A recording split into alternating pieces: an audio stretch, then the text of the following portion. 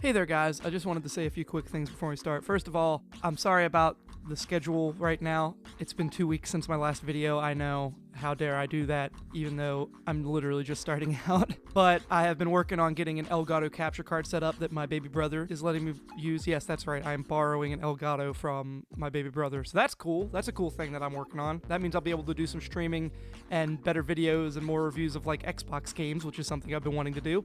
Secondly, if you have not yet played this game, then massive spoilers are ahead. Please go and find Hollow Knight wherever you can buy it and play it. You need to play it. You owe it to yourself to play it. It is an incredible game. The developer deserves all the love for it. It's such a well-made game in a time where AAA games that are all the same rule the climate of gaming. So, yeah. That's all I really had to say. I'll stop rambling. Let's just jump right into it. Please don't sue me, Philip DeFranco.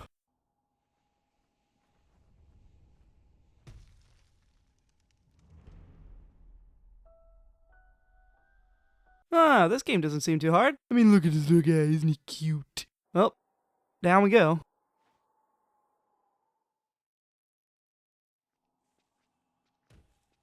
Oh, shit.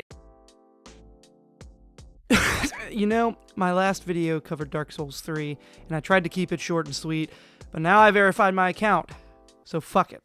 If you thought Dark Souls was a masochist's pipe dream, you'll really go wild for this one. Hollow Knight is everything you know and love from the Soul series, instead this time it's all grim-darked up, shifted to the second dimension, and set to the tune of every sad TikTok ever. Vague and immersive storytelling? Check. Interesting combat and mechanics? Check. Infinite cycle of death and pattern memorization? Check and check. As far as Metroidvanias go, it's really the cream of the crop. So far, it's amassed critical acclaim and quite the hefty fan base, and the best part? Free DLC. Let Hollow Knight be a shining beacon of hope in this age of loot boxes, surprise mechanics, and 100% totally not at all obvious, not predatory marketing tactics. Now, disclaimer, I have not yet quote-unquote beaten the game. I have clocked over 500 hours into the beast, however, and if that's not an indication of just how massively fuckloaded this game is with content, then I don't know what else to say. I'd wager I'm maybe halfway through the main arc of the game, but if I had to guess, not even a quarter of the way through all of the rest of the optional content.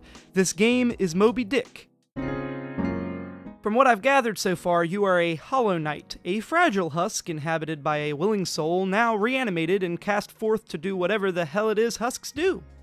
Also, you're an insect. Everyone in this game is an insect. There's your phobia trigger warning for this episode. Upon stumbling from your tomb, you are greeted to a world in absolute disrepair. As if it wasn't insulting enough that you were awoken from death just to find the house trashed, the kingdoms of old have fallen, and now you are left with two options. Sit in one place safely and rot until your inevitable demise, or dive into the depths of the old kingdom hollow nest and search for treasure, honor, and glory, aka clean up the damn house. I think you know which option you're going for. So you dive in headfirst and start clearing out the place. Along the way, you make some friends, kill some big-ass bugs, gain superpowers, and find out that you may just be the one destined to save the kingdom from its Mothra overlords, who want to see it turned back into a lifeless hive mind zombie world the likes of which even Brad Pitt would run from. Obviously, there's a whole shit ton of nuances and details that are skipped over with that synopsis, but really the only way to understand is to play it for yourself and get the full experience. The movement and traversal in this game is silky smooth. The animations and art style are spectacular, even if simple, and the soundtrack is fantastically dreary and atmospheric, setting the entire mood for the place you are in. Before you even get into the combat and meat of the game, you are already bearing a deep sense of dread and sorrow and feeling compelled to go even deeper. To call this game's universe depressing would be an understatement, but damn is it fulfilling as well. However, don't be fooled by the cartoony art style. This game is a monster. Holy shit, you thought the quirky animation and side-scrolling elegance was going to indicate this being a merciful experience? Fuck if you aren't wrong, because this game is going to bend you over, and it is not bringing the Vaseline. At first, It's very subtle, throwing little squishies at you, quite playfully introducing you to the idea of pattern-based combat as you dive deeper into the dank, overgrown landscape of Hollow Nest. Then, like a brazen stripper bitch-slapping you for getting too ahead of yourself, the game drops all of its difficulty onto you and you're left confused, standing at the last bench you rested at, and wondering why your rear exit feels wider than before. Enemies and bosses seem to fall into one of two categories: absolute unit one-man artillery tanks, or half-pint hero drank too much rain energy and can now taste time. That is to say, they are either huge and packing a wallop, or tiny and flying circles around you. Now, no enemy is impossible to beat per se, but if you're not in it for the long haul, you're probably not going to have a good time. Just like in Dark Souls, death is an integral part of the experience. You're not really punished for it, aside from dropping your currency upon death and taking a small reduction in healing energy, so you can make like an immortal and keep reviving at your comfy bench and going back over and over. The idea is that you run into a new obstacle and either beat it first try via some incredible stroke of dumb luck, or get absolutely obliterated but come back with an advantage in knowing what it does. Now, that's not to say that it's always going to be easy.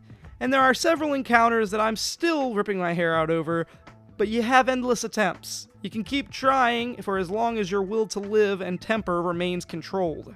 Is it annoying at times? Yeah. Can it be aggravating beyond all comprehension? Absolutely.